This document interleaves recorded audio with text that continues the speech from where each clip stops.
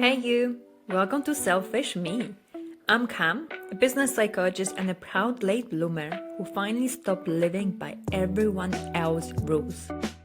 And this is your space to pause, reconnect, and build a life that feels true to you. Because putting yourself first isn't selfish, it's powerful.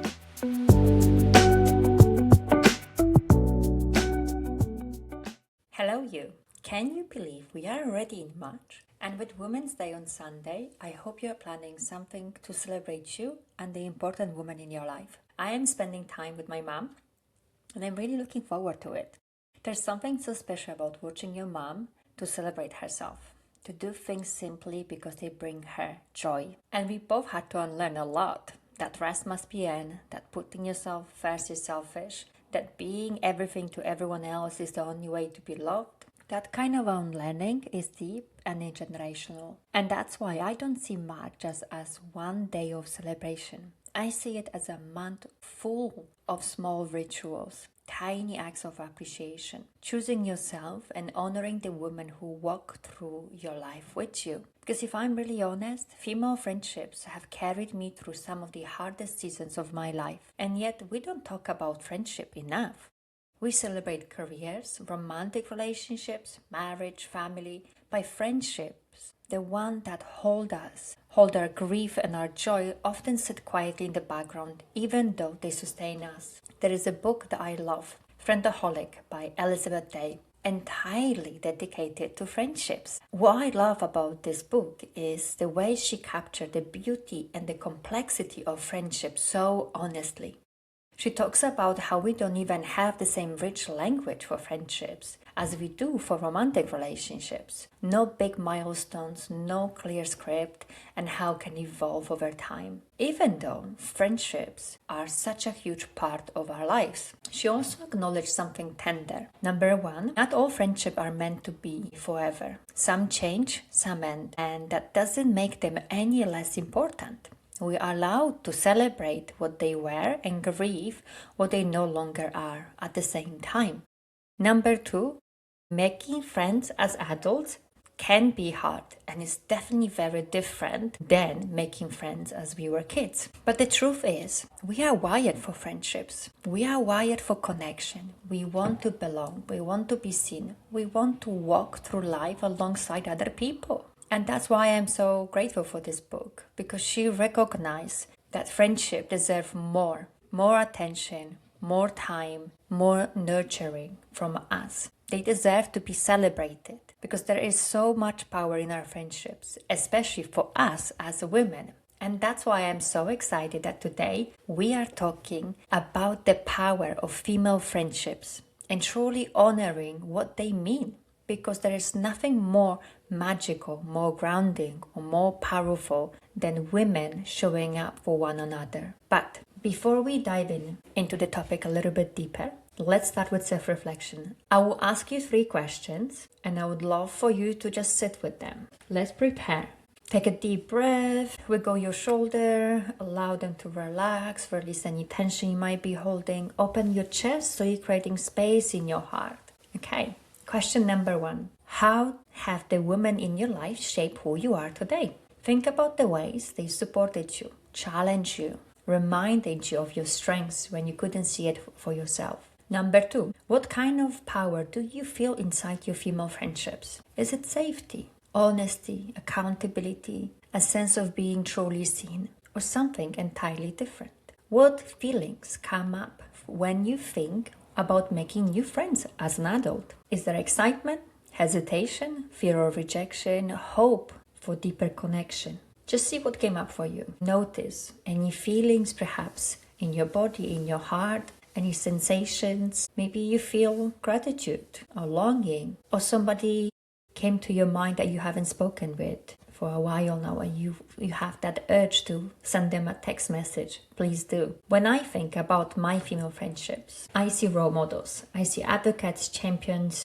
I feel love, kindness, and empowerment woven through ordinary moments. I see the quiet conversations that happened at the kitchen table or on long walks or voice notes sent at random times. I see being held and supported, being able to say out loud my deepest fear and being brave enough to share my biggest hopes and dreams. Because that's what female friendship has offered to me throughout my life. That's safe space without judgment, but just purely with love. And I want to share a few studies with you about the power of friendships. And the first one is a systematic review published in 2023 that analyzed 38 studies using PERMA model. And we already spoke about PERMA model in our previous episode on happiness. Just as a reminder, PERMA was created by Martin Seligman and is a framework of well-being that captures positive emotion, engagement, relationship, meaning, and achievement. And what they found is the quality of friendship and the frequency of social connection consistently predicts well-being across all 5 dimensions. And that's wonderful because we already know that PERMA helps us improve our well-being. And now if we add a good quality of friendships to that experience, it enhances all of that. Now, the important thing to mention over here is they talk about quality. In fact, research has shown that women with at least 3 close female friendships can reduce their risk of heart disease by around 30%. So that's not just emotional support, that's physical health too. Female friendship creates space for vulnerability without judgment, and that vulnerability has been shown to reduce stigma around mental health, sexuality, and health concerns. It's powerful and it's so protective. Now, I want to share a research that really excites me for 2 reasons. Number 1, because it was done on women, and number 2, because it takes our unique biology into consideration. So, a landmark study from UCL completely shifted how we understand stress, especially in women, because for decades, stress research was based almost entirely on men. The dominant theory is fight and flight. When you are stressed, our bodies prepare us to either confront the threat or run from it. Psychologist Shelley Taylor and her colleagues found something different happening in women. Namely, when women experience stress, we release oxytocin. And because oxytocin is amplified by estrogen, it doesn't just prepare us to fight or fly, it softens us toward connection. It buffers the fight or flight response and instead encourages what they called tend and befriend. In simple terms, is to protect the children, to gather, to seek women. We are biologically wired to connect. And that connection is not just comforting, it's protective. It might take a few more research to fully understand the full biology behind this, but I already love the term tend and befriend developed by Dr. Klein and Taylor, which might explain why women consistently outlive men. Study after study has found that social ties reduce our risk of disease by lowering blood pressure, heart rate, and cholesterol. There is no doubt that female friendships are helping us live longer. And there is this iconic Harvard Medical School nurses' health study where researchers found that the more close friends women had, the less likely they were to develop physical impairments as they age. And they were more likely to report living a joyful and fulfilling lives. That's wonderful. That's the power of friendships for us as women. So the results were so significant that the researchers concluded something striking. Not having close friends was a detrimental to health as smoking or carrying excessive weight. So let's start thinking. We are not too much for needing each other. We are not weak for leaning on our friends. We are not dramatic for craving connection. We are wired for it. Our hearts quietly, literally function better where we belong. So when you think about those late night conversations, those sofa, you cried on it, those friends who show up without needing to be asked, you are not just remembering the sweet moments, you're remembering the coping mechanism for survival. Now, there's another layer to female friendship that we don't talk about enough, and that's their impact beyond health and emotional well-being. It's the impact on our careers. Research featured in the Harvard Business Review, found that women with female-dominated inner circles were more likely to advance into leadership roles. Let's pause here. We are more likely to advance and we are more likely to earn more if we have more female-dominated friendships in our lives. And what's the mechanism behind it, you might be wondering? Well, women tend to share information, resources, access, and opportunities. A strong sisterhood isn't just emotional support. It can literally take your career to the next stage. And I have experienced that personally. My current role actually came through a connection like that. A female friend was running a small professional network for women. Someone in that network remembered me. Years later, she reached out about a role she thought I would be a good fit for it. Of course, I still had to go through interview process, but I was presented with an opportunity I might not have even known about it otherwise. I am also a big believer that where you see something that you think will be good for your friend, share it. That could be a resource, that could be a job opportunity, that could be a quote, a poem, something that you know you will comfort that person, you will help them. Because I believe there is so much out there that is enough for all of us. And when we share opportunities, when we celebrate each other's wins, when we open doors, we rise together. Now, we have talked about the power of friendships, the biology behind it, the career benefits, the longevity, and yet making friends as adults is hard. When we were younger, we would just come up to somebody and ask them if they want to be our friends. And maybe that is something that we can go back to it, because 1 in 4 adults feel lonely. That's quite a lot of people that feel lonely. Also, a study from 2024 from Harvard University found that adults aged 30 to 44 are the loneliest age group, with 29% of them reporting feeling frequently or constantly lonely. I am 37, which means I am in that group. And it got me thinking about why this is happening.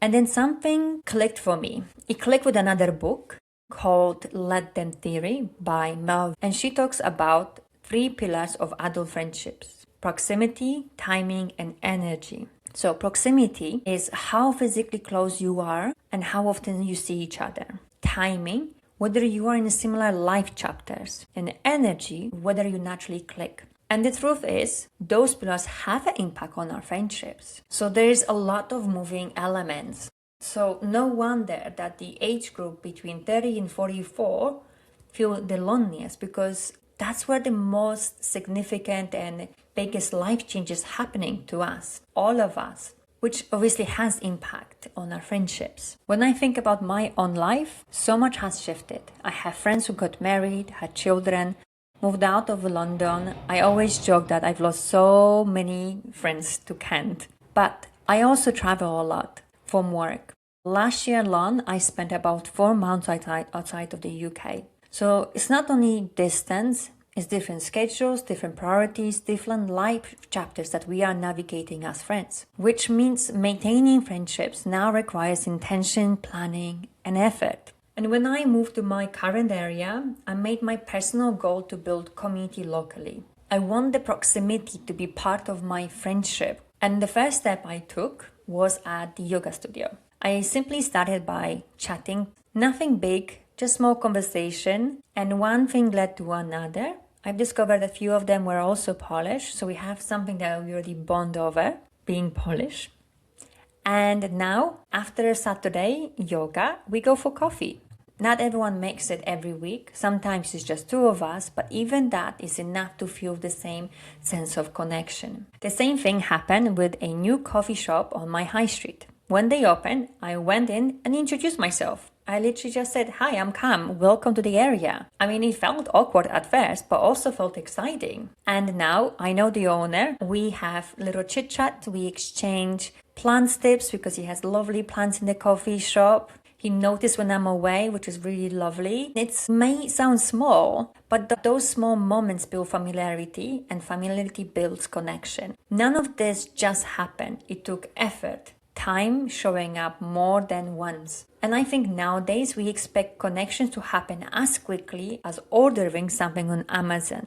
But friendship doesn't work like that. It's slower, it asks more of us. What makes it special is the intention behind it. the choice to reach out, to follow up, to sit across from someone and really listen, the willingness to be part of their life and to let them be part of yours too. And that's exactly why this next part feels so tender, because when life shifts, when timing, proximity, and energy change, not every friendship will stretch with it. And here's the hard truth. Some friendship won't survive those life changes. And that can feel deeply personal. Sometimes I wonder, did I fail? Should I have tried harder? But not all friendships are meant to last forever. And that doesn't make them failures, as Elizabeth Day beautifully captures in her book. I lived in Spain for 4 months and made incredible friends there. We lived in Malaga, we were all working remotely, we played volleyball after work, and we went for tapas after.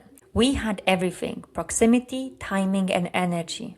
All 3 pillars of friendship, according to Mel Robbins. Most of those friendships didn't continue when life moved on, when we all went back to our home countries. That doesn't erase how real they were. They were beautiful for the moment in time. I know from my own experience that there have been moments when I've chosen to walk away from certain friendships, and others where I've simply let them slowly fizzle out.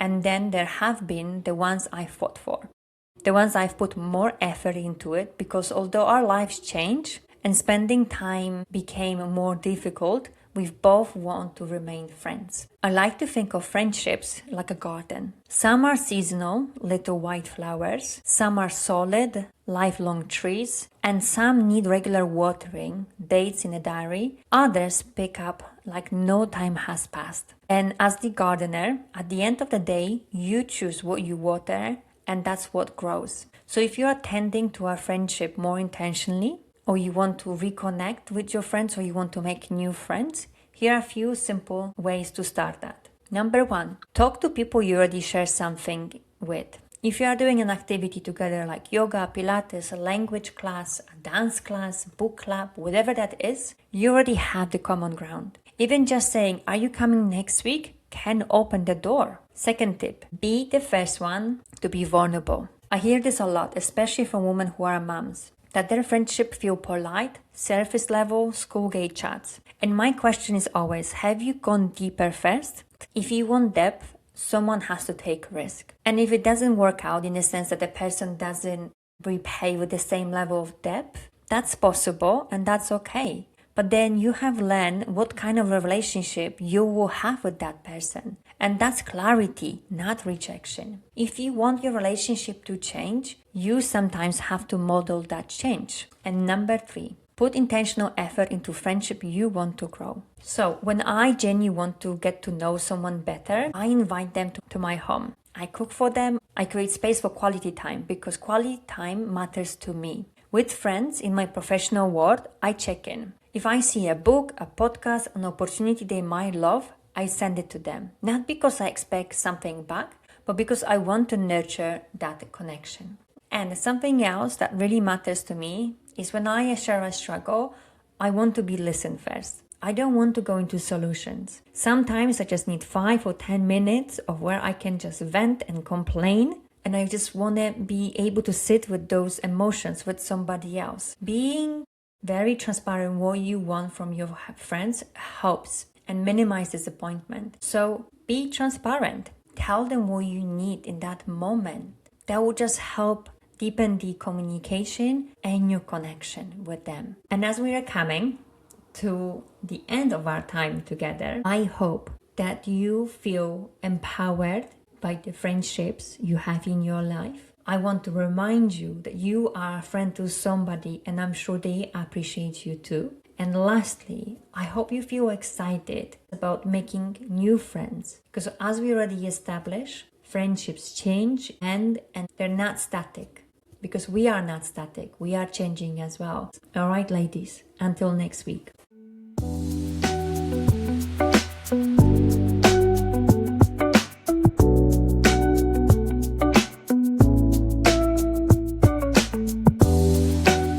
Thank you so much for listening. It honestly means the world to me. If something from today's chat made you smile, think, or feel seen, share it. That's how our Selfish Me community grows. This podcast is about real voices and reminding each other that we are not alone.